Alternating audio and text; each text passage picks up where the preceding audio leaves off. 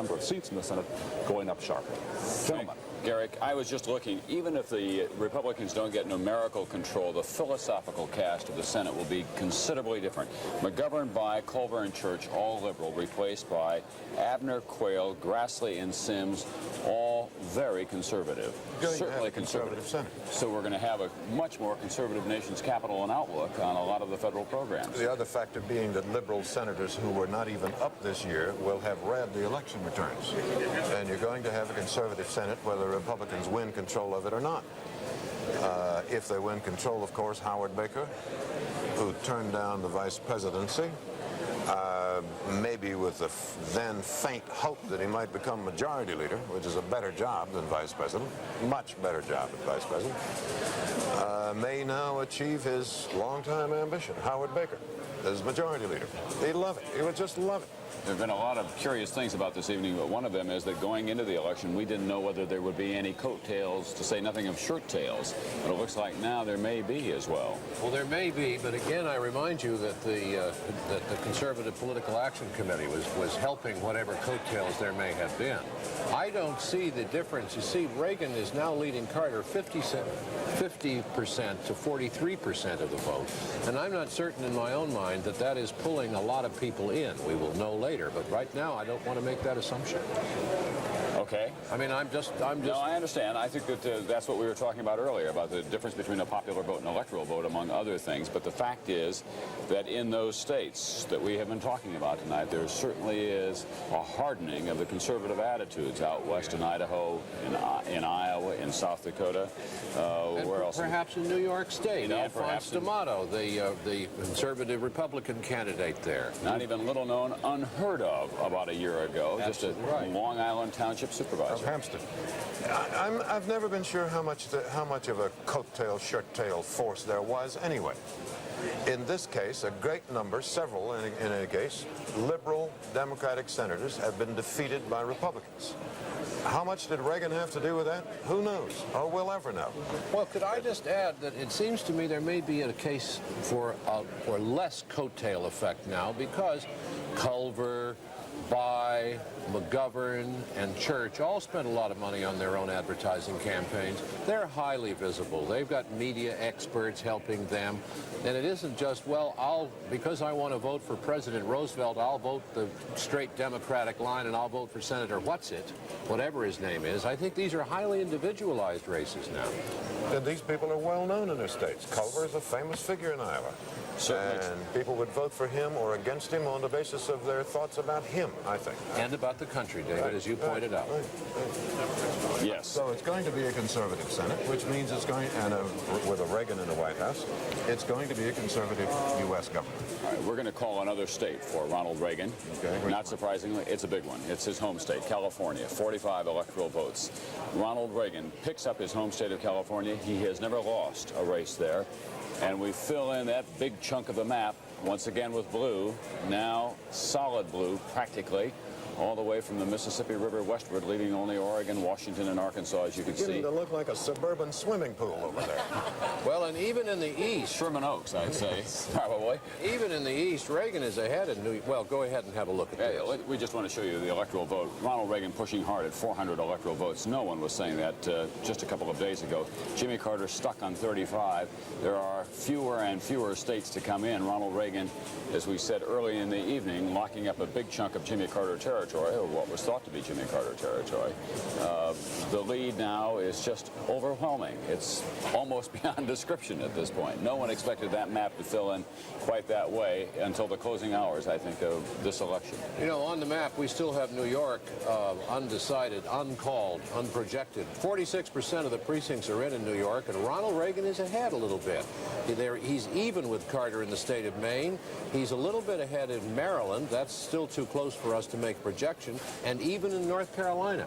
So even those states, he could fill in the map there, isolating Carter in Georgia and West Virginia in the South. If we can get back to this point about coattails, shirt tails, or the absence of them, maybe the best way to describe it is that there was just a real feeling in the country that it was time for a change, an enormous impatience in the land on the part of a lot of these people who've been in power. Can I just do a little housekeeping chore here? Sure.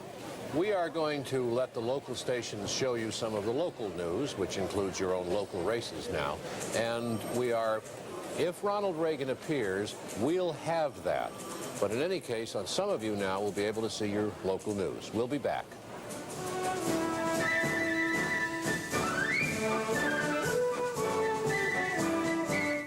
Wednesday on Real People. Why did truckers vote this lady the most popular waitress in 18 states?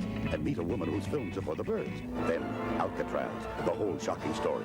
Clarence Carnes was 18, the youngest prisoner sentenced to Alcatraz. For 16 years, he planned the greatest escape. An all-star cast, right after Real People Wednesday.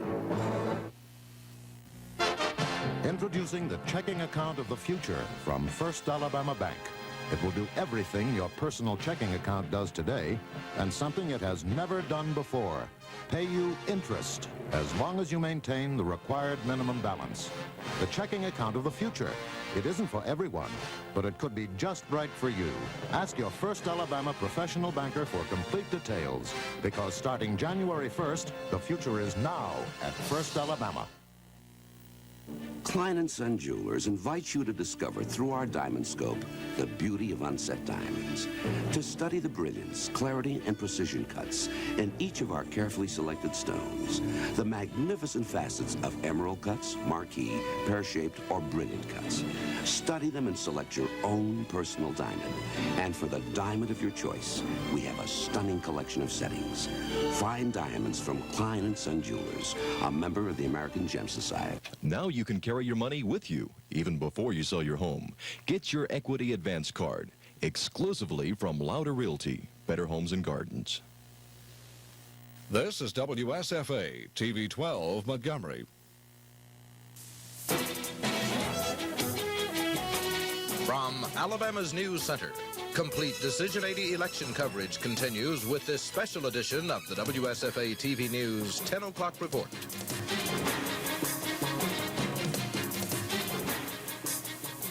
Good evening, I'm Bob Howell. Ronald Reagan has been elected President of the United States. President Carter appeared at his campaign headquarters a short time ago, and he conceded defeat. I promised you 4 years ago that I would never lie to you, so I can't stand here tonight and say it doesn't hurt.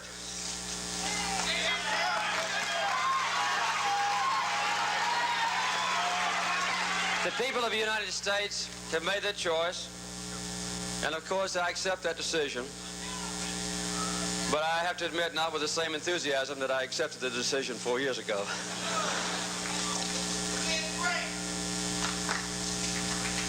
I might say,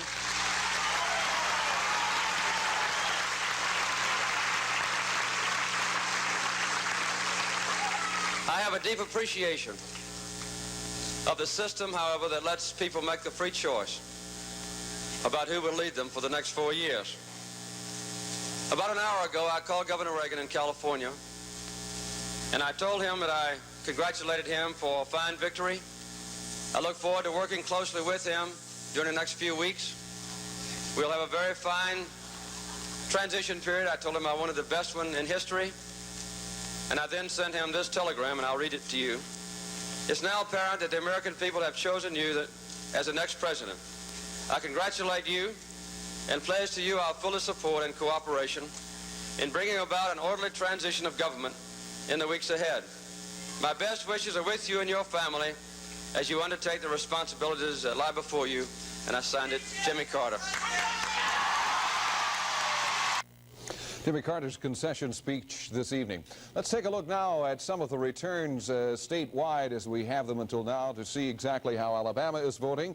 Ronald Reagan moving steadily away from President Carter in the running for the presidency. Ronald Reagan with 464,290 votes. President Carter with 448,000. It had been much closer at one time. In fact, President Carter had led the state early on. Moving along to the U.S. Senate race. Now, this is a race that a lot of people have been keeping a very close eye on. on. Jeremiah Denton with 461,863 votes. Jim Folsom Jr. with 427,870. Jeremiah Denton's lead has been increasing steadily. It's up to about 34,000 votes right now. A little bit later on in this newscast, we'll be going down to Denton's Mobile headquarters. We'll be talking with Chris Grimshaw, who will tell us about a speech that has just been made in Mobile by Jeremiah Denton and what the apparent winner at this time had to say. A lot of the wire services and the NBC are both predicting that Jeremiah Denton will take the state. Let's move along now to the 2nd District congressional race. It is Bill Dickinson, the winner, over Cecil Wyatt. 45,000 votes for Dickinson, 27,200 for Cecil Wyatt. Also, more election returns this evening. Moving along to the presidency of the Public Service Commission. His state totals show that Billy Joe Camp, 184,904, as compared to 80,000 for Gordon Tucker. Also, we have in the state Supreme Court race, it is Renaud Allman, the winner, over Fred Blanton of Birmingham. Allman with 236,000, Blanton with 127,000 votes. In the Montgomery County Commission race now, this is county vote totals. Bill Joseph with 8688, the apparent winner over Mildred Peel with 6506. That's for place number 1. Our next county commission place is number 4, John Knight, the winner over Purdue, 5578 for Tyrone Purdue, 1009. And place number 5 between Barfoot and Johnson, a closer race there. Joel Barfoot with 9,788 votes, Clevie Johnson with 7,435 votes. Kim Davis has been keeping an eye on some of the outlying county areas. And Kim, what does it look like as far as the vote totals go there? Well, Bob, the results continue to come in from many of the reporting counties, although we do have a few finals for you. In Henry County, all of the amendments passed, as did the 3-mill school tax and District 1 mill tax. In Conecuh County, all of the amendments passed except Amendment 6. Voters in Clay and Chilton counties have decided to keep those 2 counties dry. Unofficial returns from Elmore County show that the 1% county sales tax has passed by an overwhelming margin.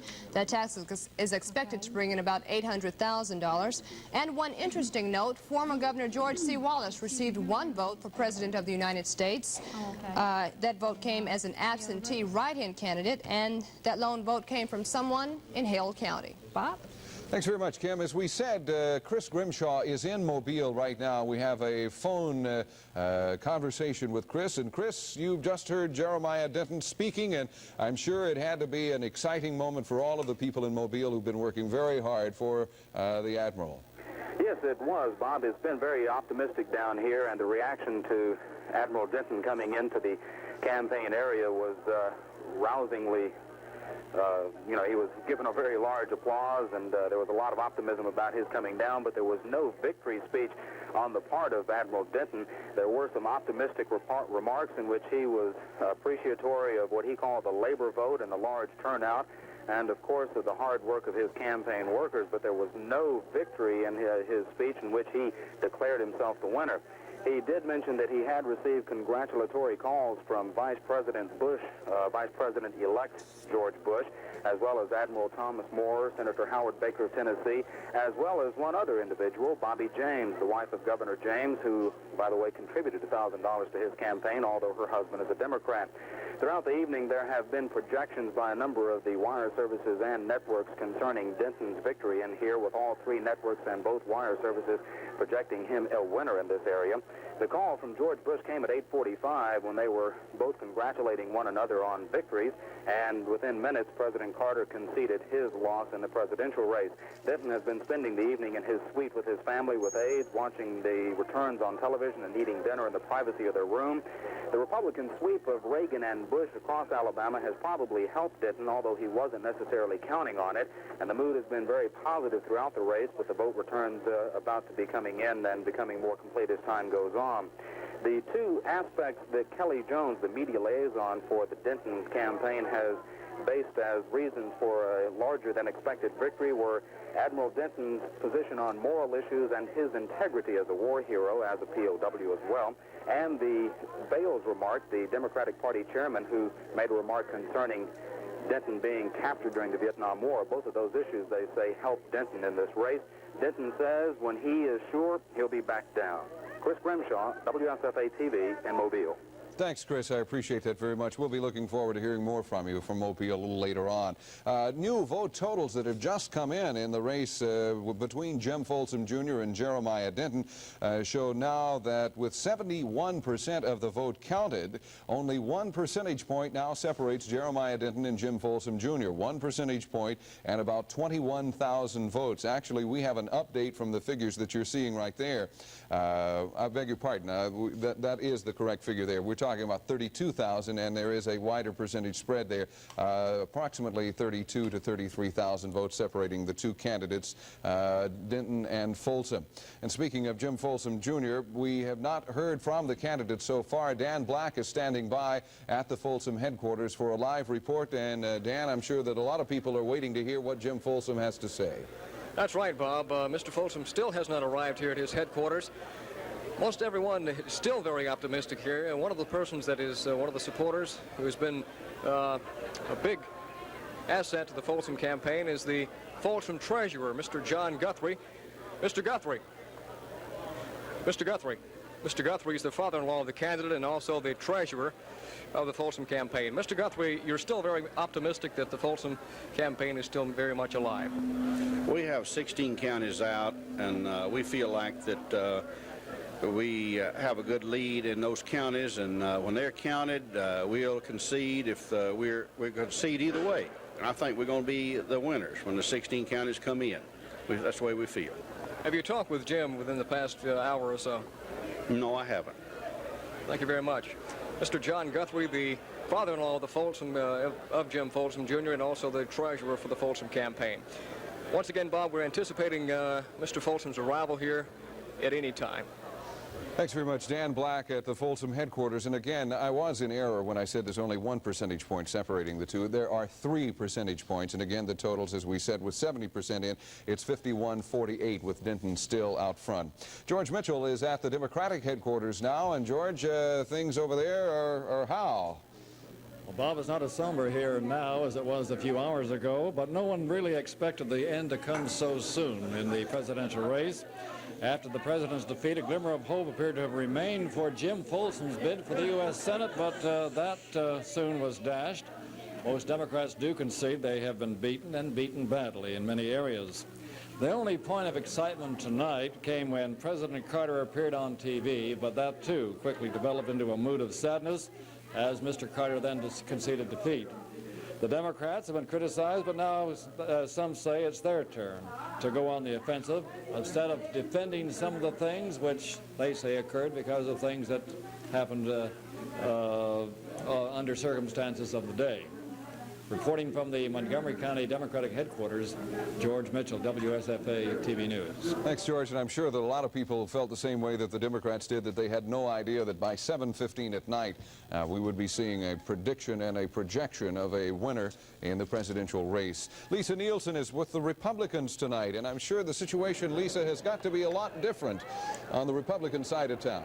That's right, Bob. As you said, there was no one who could project a winner this early, or who would have thought that a winner could have been projected this early. The huge Reagan swing seems to have surprised even some of Governor Reagan's most staunch supporters.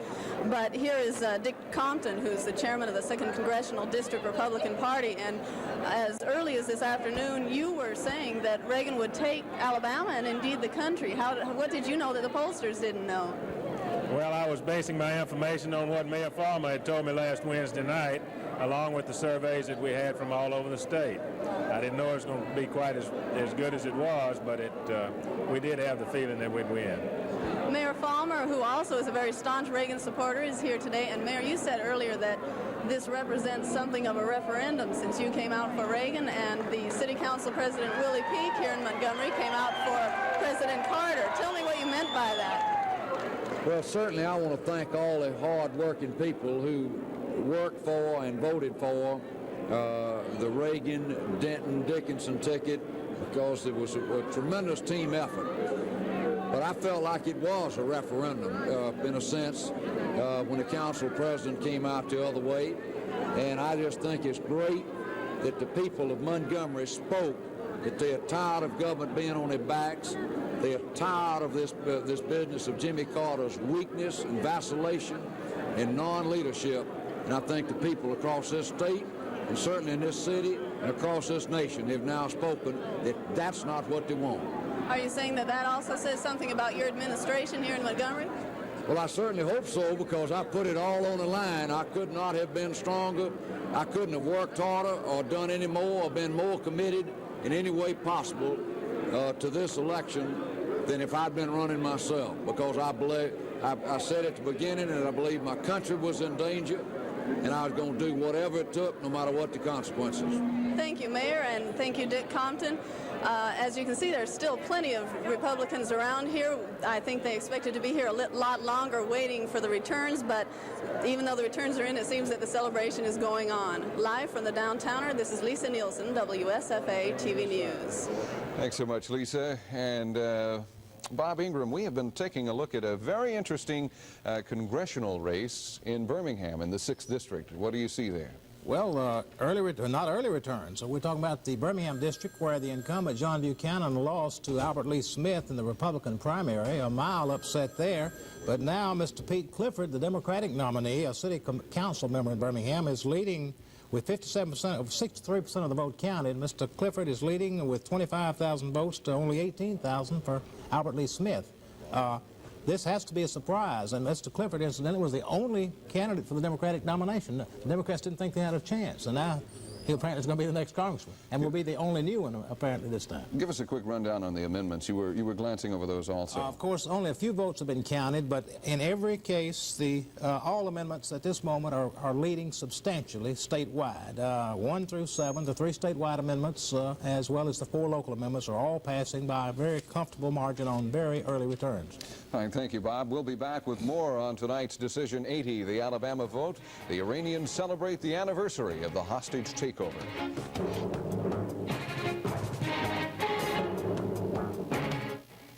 Decision 80, the Alabama vote, is being brought to you tonight in part by your Central Alabama Datsun dealers, First Montgomery Bank, Farm Bureau Insurance, and Jack Ingram Motors.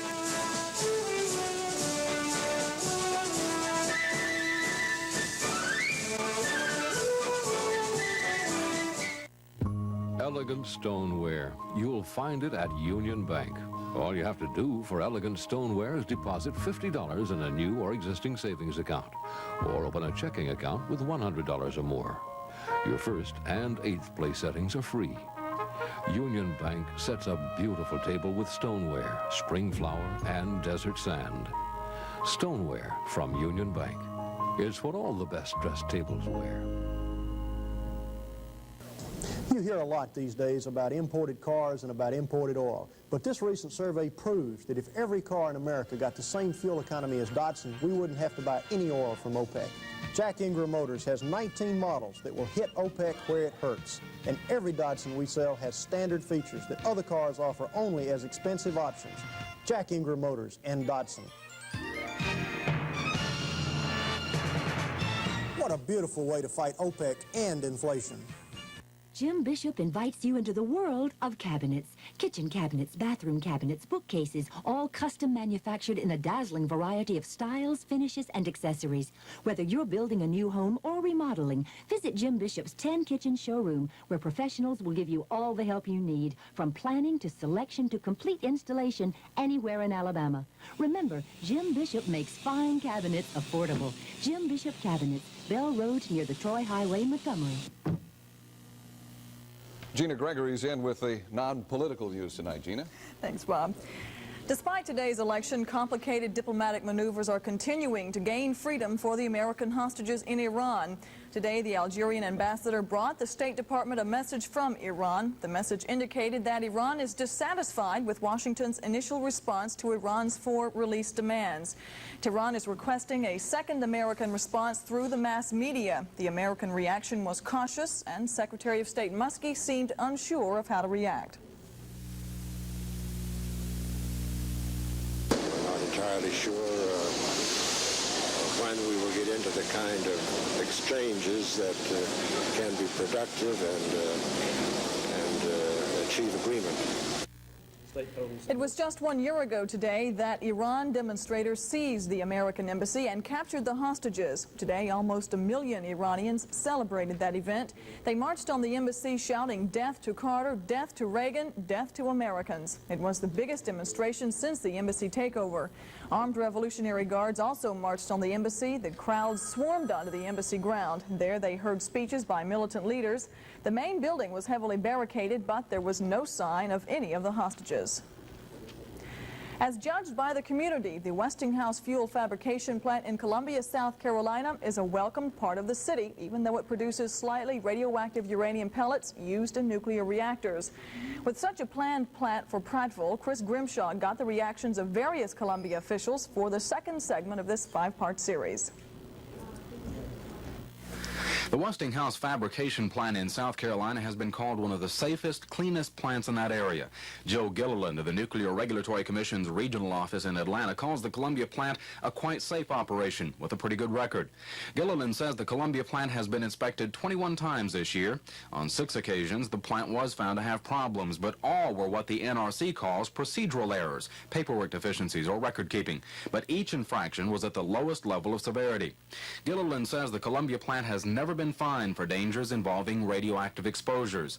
Gilliland points out that there have been 5 occasions when radioactive uranium hexafluoride leaked, but each time no workers were contaminated, no radioactivity escaped the containment areas, and never was the public in any danger.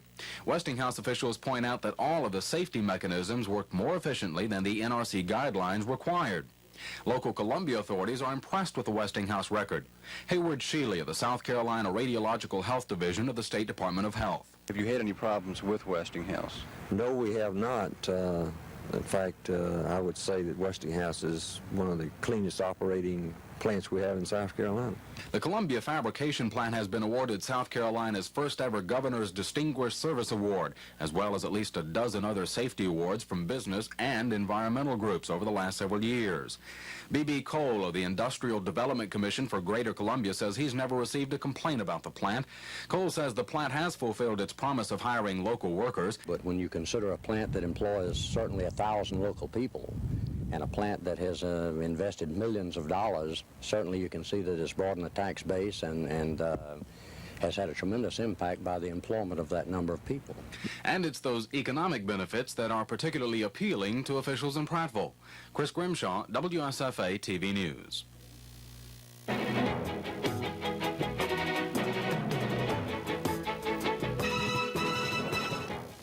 3 years ago, a group of local businessmen saw the need for a new independent bank in Montgomery.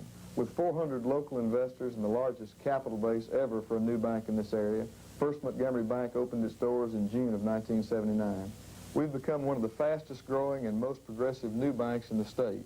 And beginning January 2nd, we will offer interest on checking accounts. So come get to know us. First Montgomery Bank.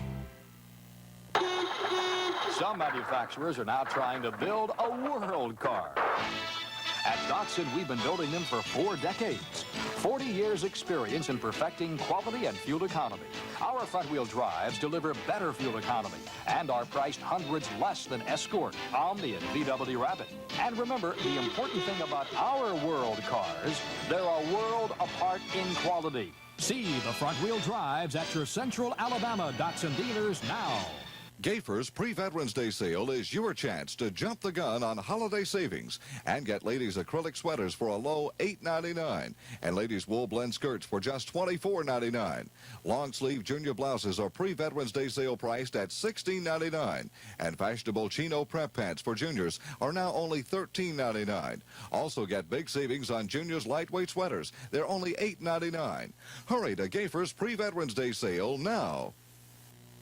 The Weather with Dan Atkinson has the seal of approval awarded by the American Meteorological Society. Time that we take a moment out of all of this politics and find out what the weather's going to be like the day after we've elected all these people. I'll see if I can put it in a nutshell, Bob. Skies are generally clear over the state tonight, and the brisk northwesterly winds are decreasing. The wind picked up during the afternoon as a dry cold front went through, a front which is likely to drop the northern counties into the 30s and the southern counties into the 40s by daybreak. Today was sunny, and the next few days should continue to be so. Tomorrow will probably be a little cooler than today, though with lighter winds it'll likely feel the same. By Friday, the afternoons will begin to warm up. It's already quite warm in the southwestern states, where a number of cities reached the 90s. Palm Springs was the hot spot with 97. The coldest city on the map this morning was Alamosa, Colorado, with 18 degrees. Nearly all the wet weather was in the east. Showers and widely scattered thunder showers reached from Florida through parts of New York into New England. TV12's color radar scanning now from Montgomery shows no precipitation across the state. Skies are clear, as we said, and temperatures are now generally in the 40s and 50s. At Montgomery's Danley Field, temperature now 14 degrees Celsius or 57 Fahrenheit, which is our lowest so far today. The high was 73. Winds are from the northwest at 6 miles per hour. Relative humidity 55%. The barometer is steady, and we've had 0.2 of an inch of rain. At 7 this morning, Lake Martin's level down by 1/10 of a foot from yesterday. At the same hour, Lake Jordan up 0.4 of a foot. Sunrise tomorrow 6:06, setting at 4:52. And the forecast for the Montgomery area for tonight and tomorrow night, fair and cold with northwesterly winds. The low tonight in the lower 40s, and tomorrow night near 40. Wednesday and Thursday should be fair and mild with northerly winds again tomorrow around 10 miles per hour. Highs both days near 70. And the extended forecast, Friday and Saturday should be fair and warmer with lows in the 40s, highs in the 70s. Sunday, increasing cloudiness and the temperature range about the same, perhaps a little warmer in the morning. That's it, Bob. Thanks so much, Dan. When we come back, Phil Snow is standing by with an interview with Coach Doug Barfield, who talks about Mississippi.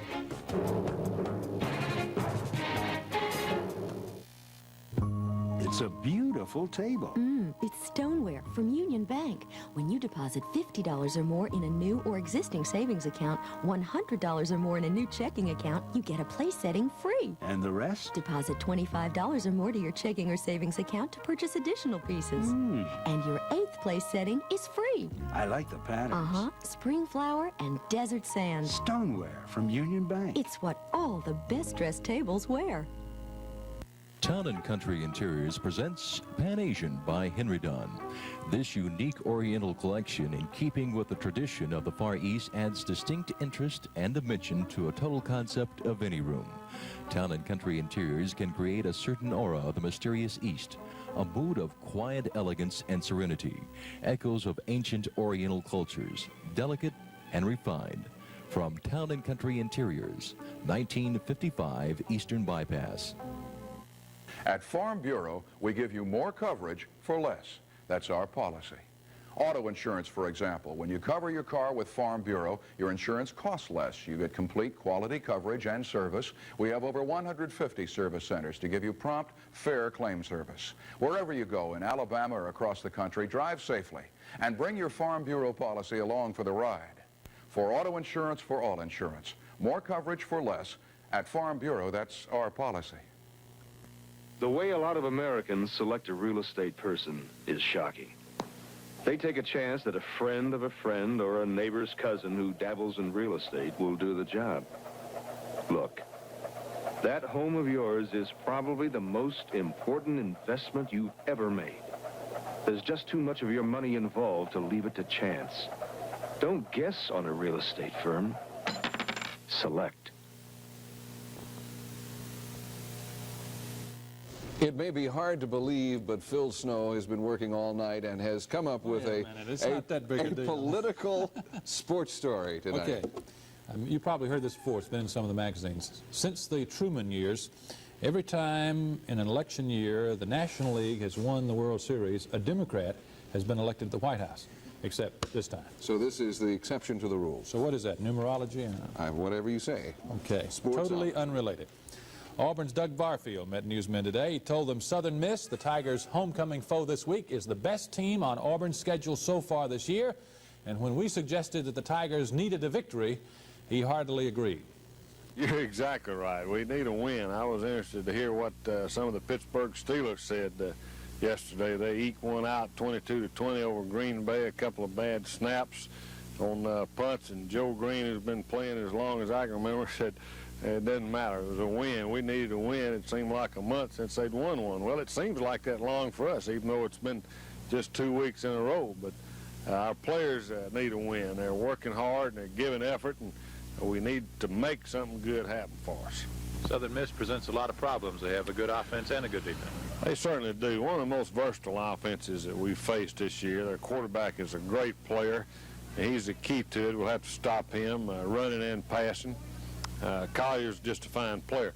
Their tailback's leading the nation in scoring, Sammy Winder. They have a tight end that kind of looks like Gargantua. Harvey is a great blocker and a good pass receiver. With quality athletes like that and a good sound offensive line, they've been very, very consistent on offense, and they can beat you running or passing.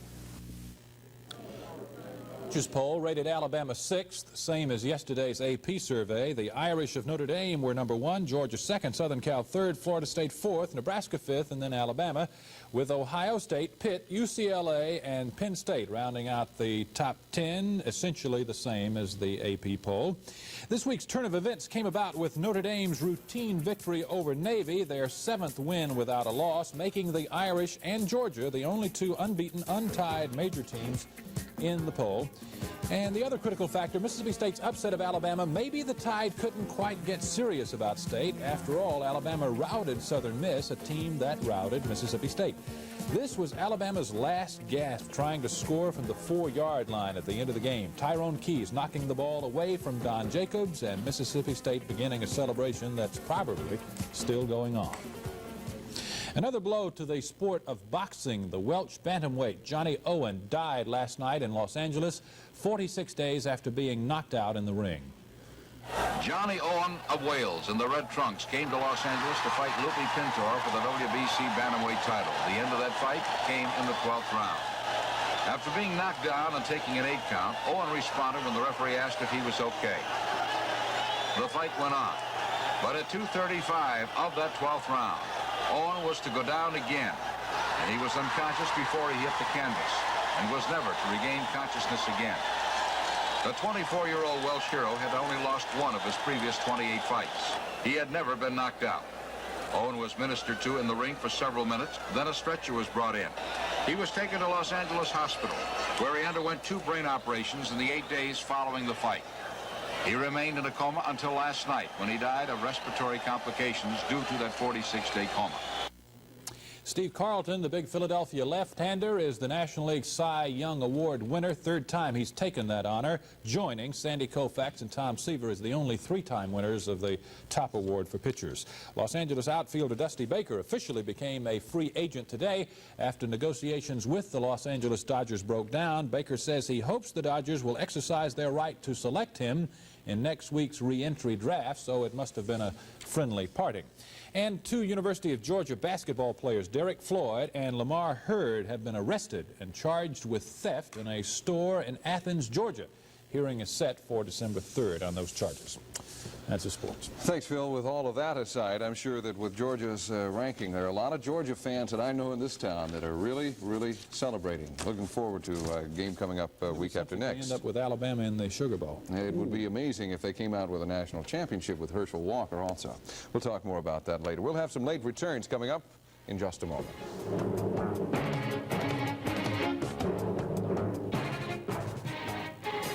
Bill Richardson for First Montgomery Bank. First Montgomery Bank was founded less than 2 years ago. Since then, we've become one of the fastest growing banks in the state. We've renovated the historic Jeff Davis Hotel and now have one of the finest banking facilities in the South. And with the addition of our new Eastmont branch, open Saturday mornings, we'll really help make your banking a pleasure again. So come get to know us. First Montgomery Bank. Central Alabama's widest selection of cars, trucks, and vans. Montgomery Lincoln Mercury Dodge means more lines and more deals.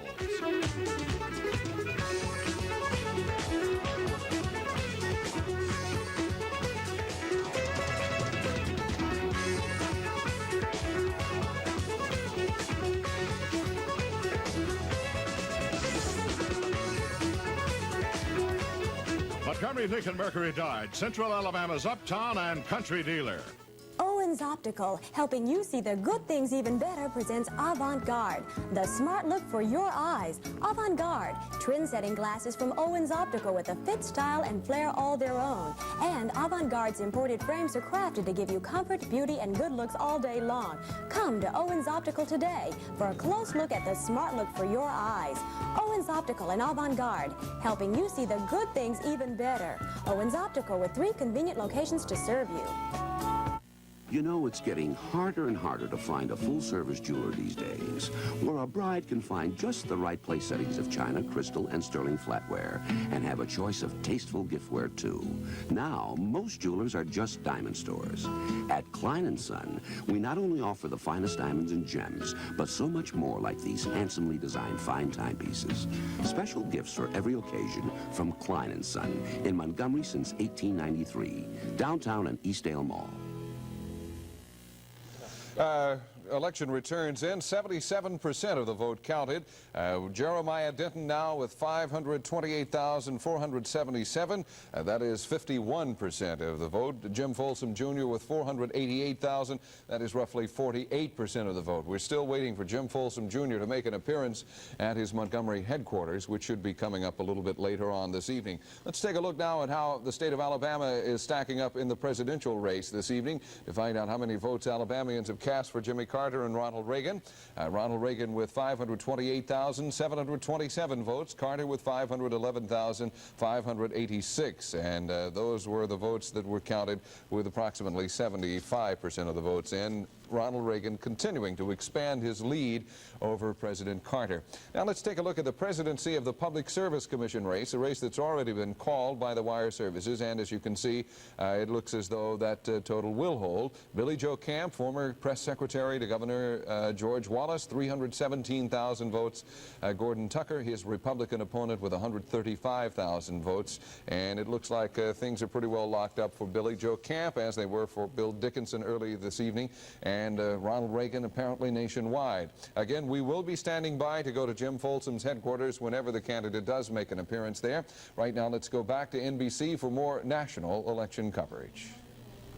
We'll bring that down to 8 states. First, NBC News projects in the state of Maryland that Jimmy Carter will be the winner of Maryland's electoral votes. And so we will move that into the red or dark gray in Maryland on our map. And then all the way on the other side of the country, in the state of Washington, which Gerald Ford won in a squeaker in 1976, we will project that for Ronald Reagan. And there's Washington, leaving us with 8 undecided states, including, as you see on your map, Hawaii and Alaska. So the electoral vote total now brings Reagan over the 400 mark and bring a vote. Now, here is Bob Howell. Good evening. Let's take a look now at how the state of Alabama is voting in its senatorial race, in the race that is between Jim Folsom Jr. and Jeremiah Denton, the young Democrat, against the American Patriot, the former POW. With about 79% of the vote counted, here's the way it shapes up. Jeremiah Denton now expanding his lead to 41,000 votes. That is 539,671 votes for Jeremiah Denton. Jim Folsom Jr. with 498,585. With 80% of the votes counted in the presidential race, it is President Carter with 526,000 votes. That is 48%. And it is Ronald Reagan with 543,000, which represents roughly 50% of the vote. So Ronald Reagan still continuing to carry the state of Alabama by about 2 percentage points. We'll be back in a moment. We'll be talking about the Public Service Commission race, the 2nd Congressional District race, and the amendments with Bob Ingram after this. When you're as committed to agriculture as we are, you learn to appreciate the great beauty of the American countryside. You also appreciate the care with which our farmers and ranchers nurse this land to maintain both its great productivity and its inspiring beauty for future generations. The people at Production Credit thank them. At PCA, we try to give farmers the credit they deserve. Wanted horseless carriages that are fuel efficient and can save you thousands. They got them. They really got them. That's right. 15 miles. All go for a piece in town and a long way down the trail. Economy cars, front-wheel drives, family cars, and America's highest-rated gas car, Dotson's 210 MPG. Get your reward. See your Central Alabama Dotson deputies today. Let's go back to NBC. Ronald Reagan is about to make an appearance.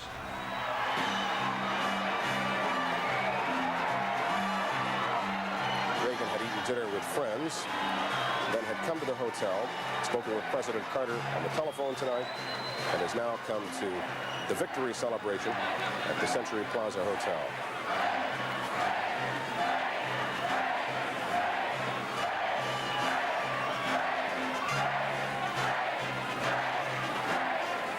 Ladies and gentlemen, we also have the first family. Edward Nicholas Jr. introduced the first family. First family, Maureen.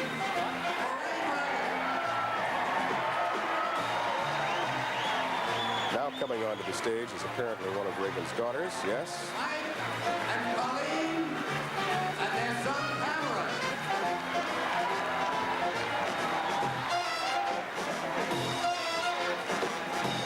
And Patty and Ron.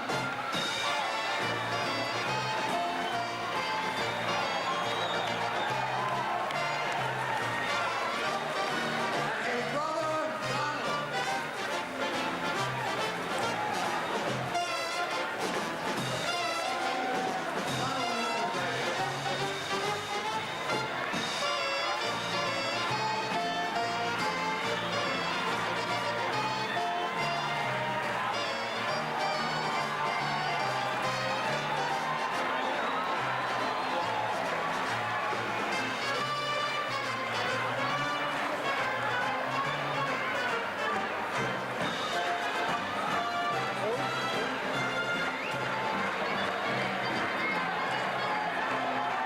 This is Chris Wallace at the Century Plaza Hotel. There you see the new first family of the United States. Governor and Mrs. Reagan, their 4 children, Maureen, Mike, Patty, and Ron, and Reagan's older brother, Boone Reagan. And there he is, the president-elect.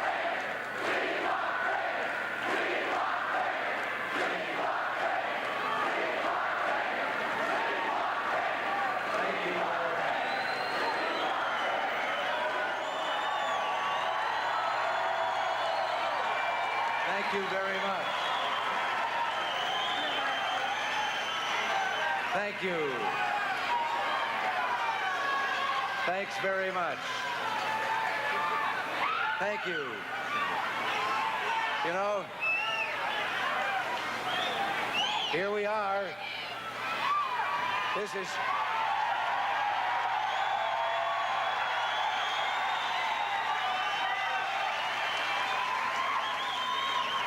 You know, we're all here but one now, and he was here, but they just took him off stage. It's way past his bedtime. But let me just say first of all, this has been, well, there's never been a more humbling moment in my life. I would have been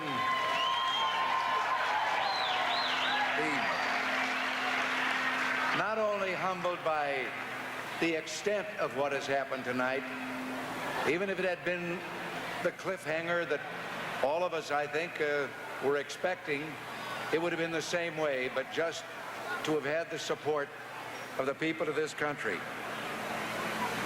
I consider the trust that you have placed in me sacred, and I give you my sacred oath that I will do my utmost to justify your faith.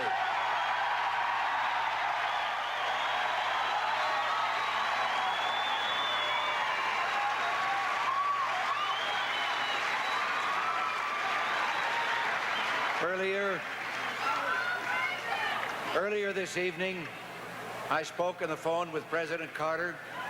He called, John Anderson called, but the President pledged the utmost in cooperation in the transition that will take place in these coming months.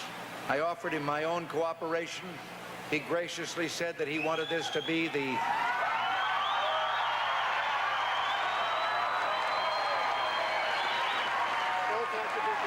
Governor Reagan, we just wanted to show you what the map of the United States looks like as of 8 o'clock tonight. Hey! It's all yours.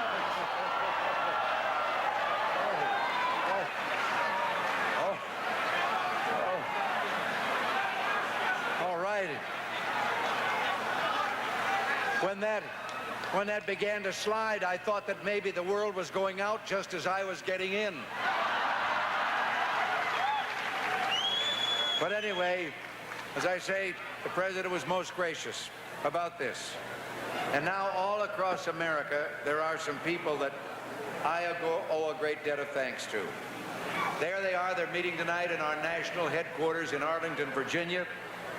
The National Committee people, the dedicated professionals who've made the campaign run, and in every state, in the counties, the cities, and the precincts, to all of them who worked so tirelessly, literally hundreds of thousands of volunteers, and I've seen them at work throughout the country on this campaign. I just owe them an immeasurable debt of thanks. To George and Barbara Bush,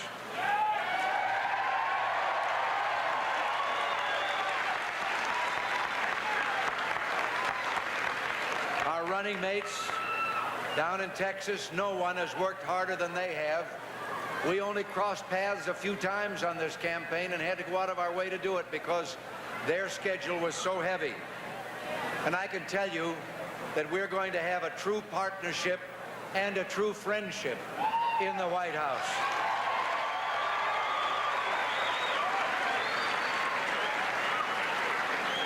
And now, as I said before, my family. I'm so grateful to them for the love, for the support, and for the hard work, because some of them were out on the campaign trail easily as much as Nancy and I were. And speaking of Nancy, she's going to have a new title in a couple of months.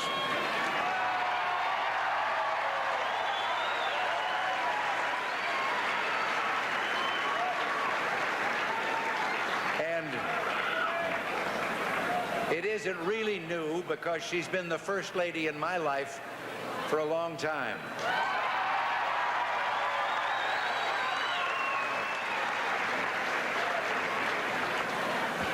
Now, we'll share that a little bit in the future. You know, Abe Lincoln, the day after his election to the presidency, gathered in his office the newsmen who had been covering his campaign.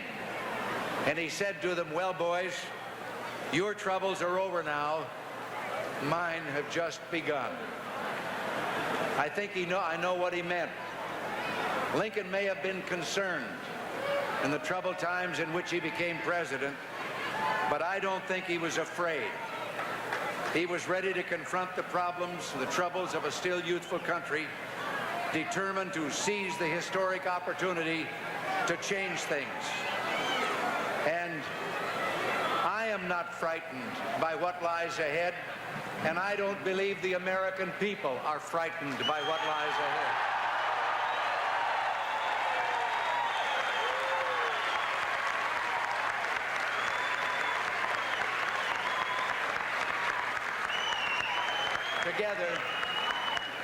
Together, we're going to do what has to be done. We're going to put America back to work again.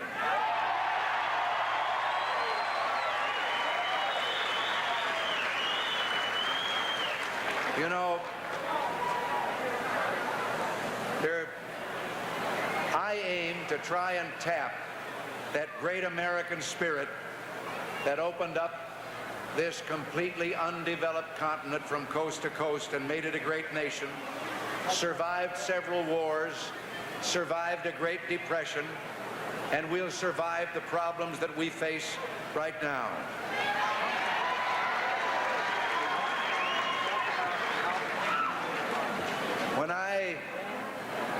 When I accepted your nomination for president, I hesitatingly, but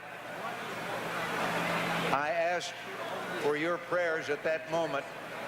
I won't ask them for this in particular moment, but I will just say I would be very happy to have them in the days ahead.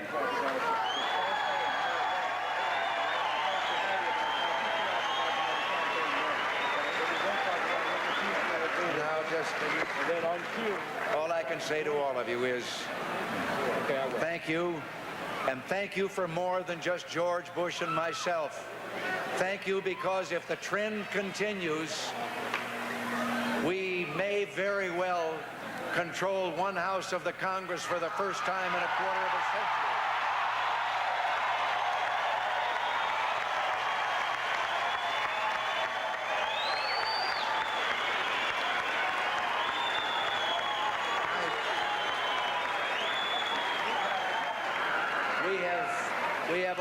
We have picked up some governorships, and Bill Brock told me on the phone just a few minutes ago that it looks like in a number of states we have turned the state legislatures around, and for the first time they are majorities for us.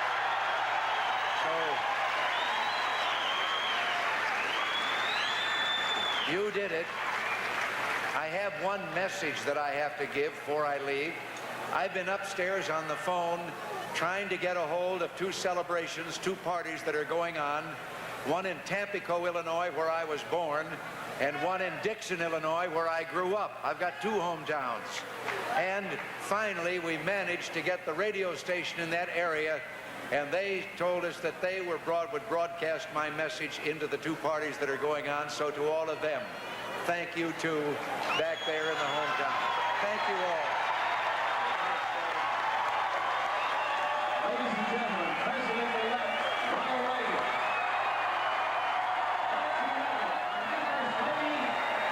And the first family.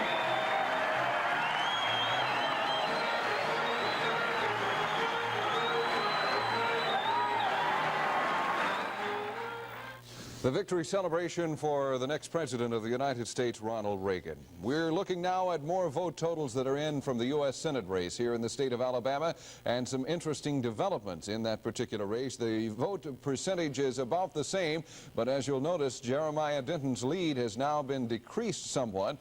Jim Folsom Jr. is making a run at him, I guess you could say. And Bob Ingram, you were noting as far as the number of counties and the counties reporting a lead for either of the candidates, that some interesting statistics there. Well, we have a wire report that Folsom is leading in 30 counties, whereas Denton is a clear-cut winner in only 6 counties. And with votes still outstanding, and this may be a horse race before it's over with. This could go on late into the evening. We still have not heard from Jim Folsom Jr., who is supposedly going to make an appearance at his campaign headquarters here a little bit later on. With 88% of the vote counted in the presidential race in the state of Alabama, it's split 50-49 between President Carter and Ronald Reagan. Reagan with 556,919.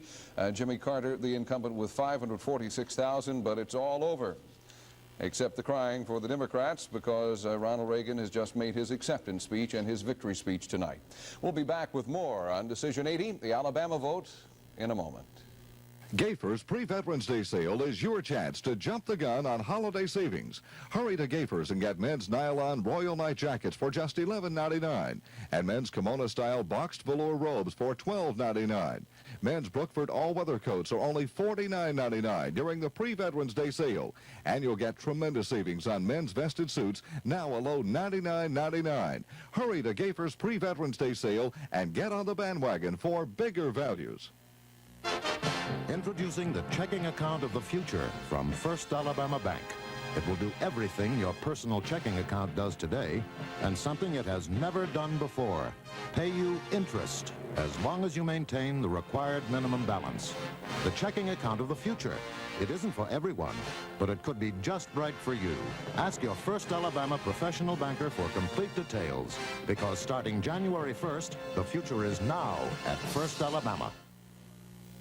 We're going back over some of the totals now. If we can call up the race in the 2nd District congressional race, let's take a look at those vote totals, which Bill Dickinson, the incumbent, has won. As you can see in the 2nd District, it is Bill Dickinson with 45,381, Cecil Wyatt with 27,282. We were talking with Mr. Wyatt a few moments ago, and he said if the trend continues, it appears that Bill Dickinson will take the 2nd District seat for the 9th time. More information just in. This is a later total on that just handed me. Bill Dickinson with 61% of the vote, Cecil Wyatt with 37%. That translates into 67,000 votes for Bill Dickinson as opposed to 41,000 votes for the Democrat Cecil Wyatt. Bob, let's take a look at the amendments once again. Let's just touch on those for the people who are watching for the different races there. If I might, before I do that, we haven't touched on a couple of other U.S. House races, and I will simply say that all of the incumbents, Edwards are landslide winner in the Mobile district, 95% of the vote. Tom Bevel, 99% in the 4th district. Ronnie Flippo, 97% in his district in North Alabama. And Richard Shelby, 74%. So all of the incumbents are being renominated, have been renominated, and of course the new seat in Jefferson County, a new congressman will be elected there tonight. As far as the amendments are concerned, as we mentioned earlier, all 7, the first 3 being statewide on application, and the 4 local amendments, county amendments, are all winning rather substantial approval. Okay, Bob, thanks very much. We'll be back a little later on in the evening. Of course, we're keeping a very close eye on the Senate race. It's fairly well decided as far as most of the other races are concerned this evening. So if you will, please stay with us. We'll be back with more. We'll be updating the Senate race, and we'll be going down to the Folsom headquarters a little later on this evening if the candidate comes out and makes an appearance this evening. So we'll have that when that comes along. Until then, let's go back to NBC and more on Decision 80.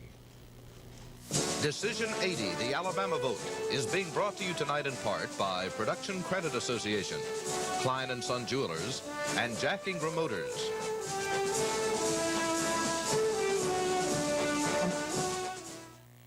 Who sold 189 homes in the last 60 days? Aronoff Realty. Get with the winner. Call Aronoff today. A calculator that thinks for you. Programmed for your business needs. Banking, payroll, auto financing, and more. Sharp's cartridge calculators. Only at Bernie's Office Machine. In Montgomery, this is WSFA TV 12. To go back to my little terminal. Yes, I know. You love it, don't you? I want to just take love this. it. I want to take it home. Take it home. Take this toy home. May I do that, David? Yeah, Thank you very much. Take it home. See if you can get Mr. it Small, out of the did you hear that? I've got it. Yes.